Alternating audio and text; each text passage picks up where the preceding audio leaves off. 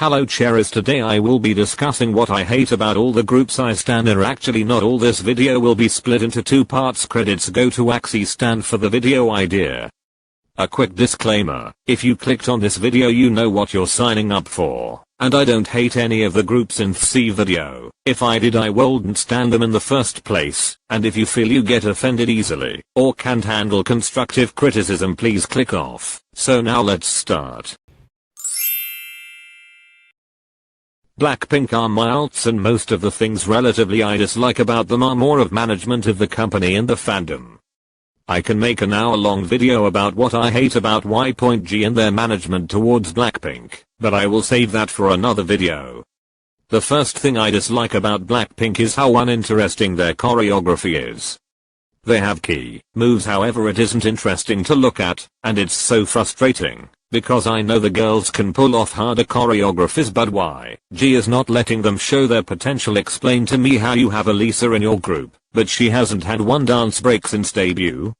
Now let's talk about Jennie. Why is it that Jennie is the main rapper? Every comeback we aren't even sure if she will have a rap verse, and is more treated as a sub-rapper. Don't even get me started with the lack of promotion for Jisoo and Rosé. Now blinks, I know this does not apply to every single blink of course, but I have a love-hate relationship with them, hence I'm one myself. However, one big problem are blinks always failing to hold Blackpink accountable for cultural appropriation. I have seen more blinks put their energy into fan wars than actual streaming and voting for Blackpink, which for me is a problem. I think Twice are a well-rounded group. They are very talented, and are pretty well managed, and their fandom is somewhat okay. However, my issue lies in the lack of training. Now this may be hard to swallow pill for onces, but a quarter of their performances, their lip syncing and their encores are not improving. Now before anyone attacks me, please listen to my reasoning as to why, and why I think it's okay I can't call them bad singers, because they have a mix of bad and good encores, so it's very inconsistent, and it's the fact that these big three companies have so much money on their hands, but can't train their artists properly, and keep giving them a song they can't sing live, and in encores, doesn't make sense either. But I'm not going to jump on the Twice bad singers bandwagon, which by the way, is very stupid. Idols aren't robots, so I don't expect any of them to sing live 100% while dancing to their hard choreography. The thing I hate the most about G-Friend is definitely the repetitiveness of their music.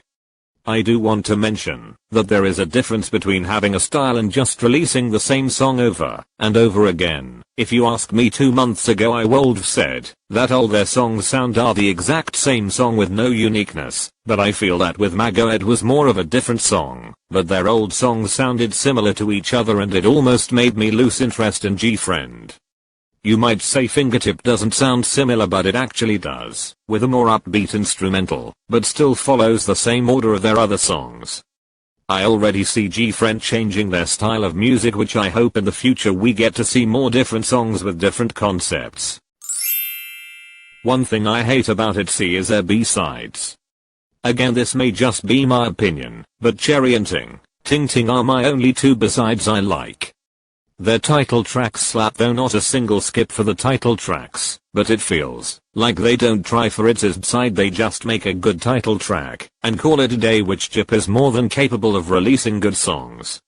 Another thing I hate is how their stage outfits barely match the theme of the song. Like the first few stage outfits of the era will be perfect, but for the last 2 promoting weeks it just goes downhill, and it doesn't match their concept of the song.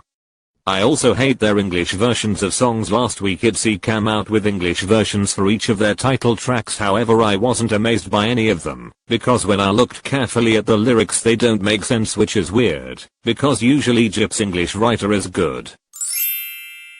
I'm going to keep this short, because relatively there is just one thing I hate about Stray Kids, which is how their fan service is becoming cringe. Again, I want to dive deep into this in another video about fanservice, but I think they can do what they want. I just hope it doesn't make interactions with each other forced and awkward. Even how stays keep on infantilize IN, which also super cringe at this point.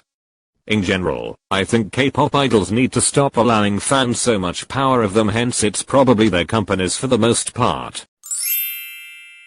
The thing I hate most about I-DLE is their constant cultural appropriation, and I hate to see Netherlands make up excuses for it, and as an Netherland myself what I see in the fandom is very disappointing. You can stan and love a group and still hold them accountable for their cultural appropriation. No apology has been issued yet. I recommend watching this video I linked to further educate yourself, and I think Red Velvet Sis did a good job explaining it, and as a person of color I really hope they educate themselves, and this issue won't repeat again. I also hate the line distributions. They are not as bad as other groups, but the fact that in their newest release Chungha only got 4 seconds in a 3-minute and 20-second song with 6 members is disappointing. Okay, so I changed my mind and this is going to be just one part, because I just had to include BTS and Red Velvet anyways. Y'all don't care, but honestly speaking BTS have improved so much, and are probably one of the most all-rounded groups out there. However, if I had to choose one thing I hate about BTS it is definitely the armies on stan Twitter. On my timeline on Twitter, I saw an army saying no Grammy nomination, no oxygen. I hope that person was just joking, because some armies, not all, but they act like they won the Grammy, and they are the ones that got nominated. Like, no, it's BTS that got nominated, and rightfully so. However, my fellow armies outside of stan Twitter are getting better, but other than very few people in the fandom that act like this, I have no other problem with BTS. Actually that was an army problem, but I really don't have a problem with BTS as a whole and the group itself. First and foremost let's talk about their horrible stylist and styling. Now, if you look at the members individually they are perfect, however, when you look at their outfits as a group they either wear the same thing or it's different, but they don't even look like a group. Now the outfits shown in this fancam I'm okay with, but some of their other outfits like the Happiness, Zimzalabim and Red Flavor era were not the most pleasant to look at. I also wish I got to see their chemistry as a group more often, because I know they are super close, but since we don't get much content about them as a group anymore it's hard to see that chemistry, even though I know it's there, but they aren't able to showcase their friendship. Therefore, it makes people think they are just colleagues, and no more nor less, which I know they are close, but I hope SM releases more group content. Finally, I'm just waiting for the comeback. At this point we need it. The K-pop industry has been so dry without our queens Red Velvet. I will stay praying for that comeback, but with that being said this is the end of this video. Like and subscribe if you liked this video, and I hope you enjoyed this video, and have an amazing rest of your day or night. Bye.